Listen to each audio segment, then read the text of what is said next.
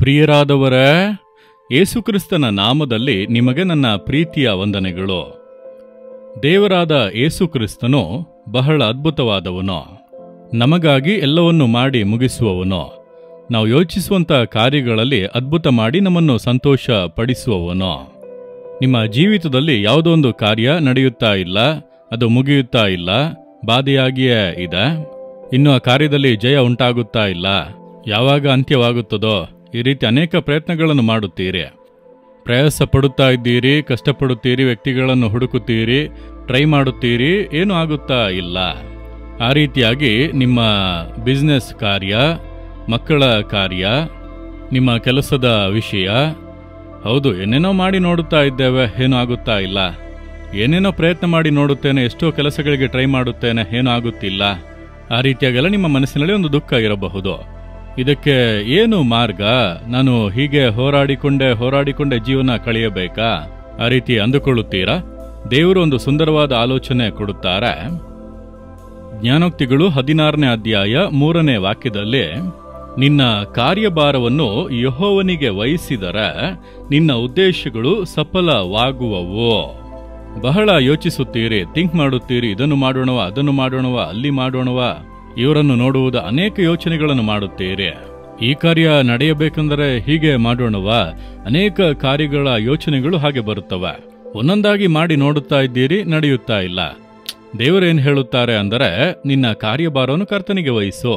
ದೇವರೇ, ನನ್ನಿಂದ ಆಗದು, ನಾನೆಲ್ಲ ಪ್ರಯತ್ನಗಳನ್ನು ಮಾಡಿದ, ನಿಮ್ಮ ಕರೆಗಳಲ್ಲಿ ಒಪ್ಪಿಸುತ್ತೇನೆ. ನೀವು ಎಲ್ಲವನ್ನೂ ಮಾಡಿರಿ, ನೀವೆಲ್ಲವನ್ನು ಮಾಡಿ ಮುಗಿಸಿರಿ, ನನಗಾಗಿ ಎಲ್ಲವನ್ನೂ ಮಾಡುವಂಥ ದೇವರು ನಿಮ್ಮ ಕರೆಗಳಲ್ಲಿ ಒಪ್ಪಿಸಿ ಕೊಡುತ್ತೇನೆಂದು ಹೇಳಿರಿ. ನೀವು ನಾನು ಮಾಡುತ್ತೇನೆ, ನನ್ನಿಂದ ಇದು ಸಾಧ್ಯ, ಎಲ್ಲವನ್ನೂ ಕೂಡ ಪ್ರಾರ್ಥನೆ ಮಾಡಿಯೇ ಮಾಡಬೇಕಲ್ಲವಾ? ಓಕೆ, ತಪ್ಪಿಲ್ಲ, ನೀವು ಪ್ರಯತ್ನಿಸಬೇಕು, ಪ್ರಯಾಸ ಪಡಬೇಕು. ಆದರೆ ಅದನ್ನು ಮಾತ್ರವೇ ಆಶ್ರಯಿಸಿಕೊಂಡು ನಿಂತರೆ ಸೋಲುಗಳು, ವಂಚನೆಗಳು, ಕಾರ್ಯಗಳು ನಡೆಯದೇ ಇರುವಂಥ ಅವಸ್ಥೆಗಳು. ಆದರೆ ಆತನ ಕರೆಗಳಲ್ಲಿ ಒಪ್ಪಿಸಿ ಕೊಡಿರಿ. ದೇವರೇ, ನೀವೇ ಎಂದು ಒಪ್ಪಿಸಿರಿ, ಆಗ ಜವಾಬ್ದಾರಿ ತೆಗೆದುಕೊಳ್ಳುವರು. ಒಮ್ಮೆ ಒಬ್ಬ ತಾಯಿಯವರು ಬಂದರು. ಈ ರೀತಿಯಾಗೆಲ್ಲ ನಡೆಯುತ್ತಾ ಇದೆ, ಬಹಳ ಸಮಸ್ಯೆಗಳು, ಬಹಳ ಕಷ್ಟವಾಗಿದೆ. ಆ ರೀತಿ ಅನ್ನುವಾಗ, ಸರಿ ಪ್ರಾರ್ಥನೆ ಮಾಡಿರಿ. ಪ್ರಾರ್ಥಿಸುತ್ತೇನೆ, ಎಷ್ಟೇ ಪ್ರಾರ್ಥನೆ ಮಾಡಿದ್ರೂ ನನ್ನ ಮಗನಲ್ಲಿ ಬದಲಾವಣೆ ಇಲ್ಲ, ಇನ್ನೂ ಕೂಡ ಹಾಗೆ ಇದ್ದಾನೆ, ಅವನನ್ನು ನೆನೆಸಿದರೆ ಮನಸ್ಸಿಗೆ ಒಂದು ರೀತಿ ದುಃಖವಾಗಿ ಇದೆ, ಭಾರವಾಗಿದೆ ಎಂದು ಹೇಳಿದರು. ಇಲ್ಲ, ನೀವು ಮಗನಿಗಾಗಿ ಪ್ರಾರ್ಥನೆ ಮಾಡುತ್ತೀರಿ, ಆದರೆ ಮಗನನ್ನು ದೇವರ ಕರೆಗಳಲ್ಲಿ ಒಪ್ಪಿಸಿಕೊಟ್ಟಿರಾ? ಇಲ್ಲ, ಒಪ್ಪಿಸಿಕೊಟ್ಟೆ ಪ್ರಾರ್ಥನೆ ಮಾಡುತ್ತೇನೆ. ಒಪ್ಪಿಸಿಕೊಟ್ಟು ಪ್ರಾರ್ಥನೆ ಮಾಡುವುದು ಅಂದ್ರೆ ಏನು ಗೊತ್ತಾ? ದೇವರೇ, ನನ್ನ ಮಗನು ಇನ್ನು ನಿಮ್ಮ ಮಗ, ನೀವೇ ಅವನಿಗಾಗಿ ಸತ್ತೀರಿ, ಅವನ ವಿಷಯದಲ್ಲಿ ಇನ್ನು ನೀವೇ ಜವಾಬ್ದಾರಿ, ನಿಮ್ಮ ಕರೆಗಳಲ್ಲಿ ಒಪ್ಪಿಸುತ್ತೇನೆಂದು ಹೇಳಿದ ಮೇಲೆ ಅದರ ಕುರಿತಾಗಿ ಭಾರವೇ ಇಲ್ಲದೆ ಅದನ್ನು ಕರ್ತನ ಕರೆಗಳಲ್ಲಿ ಒಪ್ಪಿಸಿಕೊಟ್ಟು ಆತನು ನೋಡಿಕೊಳ್ಳುವನು.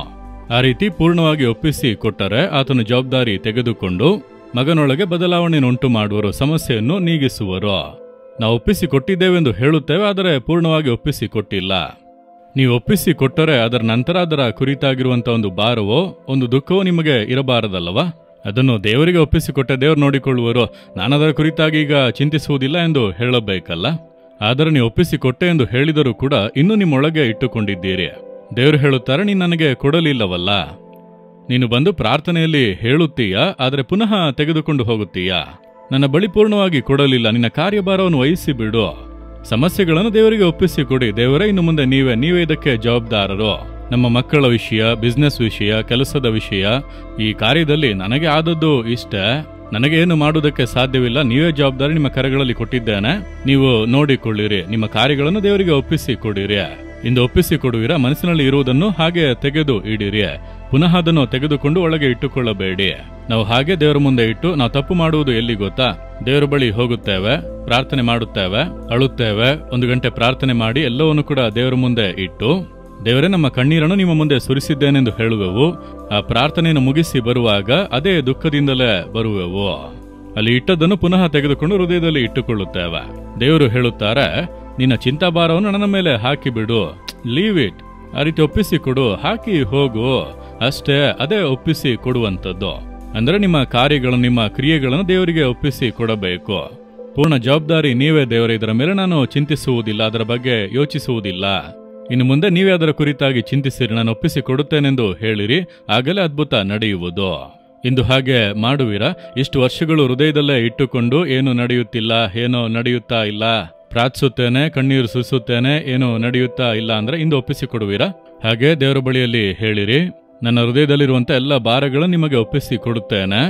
ಈ ಸಮಸ್ಯೆಗಳು, ಈ ಕಾರ್ಯಗಳು, ಈ ಅವಶ್ಯಕತೆಗಳು ನನ್ನನ್ನು ಇಷ್ಟು ವರ್ಷಗಳಾಗಿ ವೇದನೆ ಪಡಿಸುತ್ತಿರುವಂತಹ ಕಾರ್ಯಗಳನ್ನು, ವಿಷಯಗಳನ್ನು ನಿಮ್ಮ ಕರಗಳಲ್ಲಿ ಒಪ್ಪಿಸಿಕೊಡುತ್ತೇನೆ. ಇನ್ನು ಮುಂದೆ ನೀವೇ ಅದಕ್ಕೆ ಜವಾಬ್ದಾರರು. ನಾನು ಅದರ ಕುರಿತಾಗಿ ಚಿಂತಿಸುವುದಿಲ್ಲ, ಅದಕ್ಕಾಗಿ ನಾನು ಭಾರ ಪಡುವುದಿಲ್ಲ. ಇನ್ನು ಮುಂದೆ ನೀವೇ ಎಲ್ಲವನ್ನು ಮಾಡಬೇಕು. ನಿಮ್ಮ ಕರಗಳಲ್ಲಿ ಒಪ್ಪಿಸಿಕೊಡುತ್ತೇನೆ, ನೀವು ನೋಡಿಕೊಳ್ಳಿರಿ. ಯೇಸುವಿನ ನಾಮದಲ್ಲಿ ಆಮೇನ್, ಆಮೇನ್.